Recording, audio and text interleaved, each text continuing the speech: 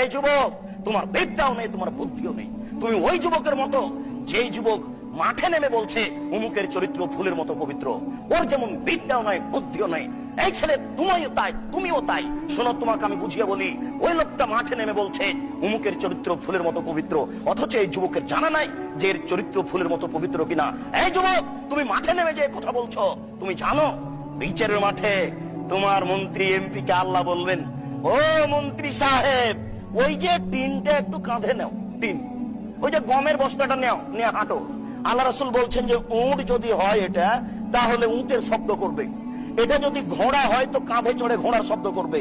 এটা যদি ছাগল হয় তাহলে কাঁধে চড়ে ছাগলের শব্দ করবে। আর এটা যদি জড় বস্তু হয় তাহলে চুপচাপ থাকবে। আর ওই এমপি সাহেব, মন্ত্রী সাহেব এই বস্তা কাঁধে করে হাঁটবে। আপনার মন্ত্রীকে যদি আল্লাহ এই বস্তাটা কাঁধে করে একদিন হাঁটতে বলেন, তাহলে সময় হলো 50,000 বছর। আপনার মন্ত্রীকে যদি আল্লাহ এই বস্তাটা কাঁধে করে হাঁটতে বলেন 3 দিন, সময় হলো 1.5 লক্ষ বছর। তুমি যুবক জানো অমুকের চরিত্র ফুলের মতো পবিত্র বলছো?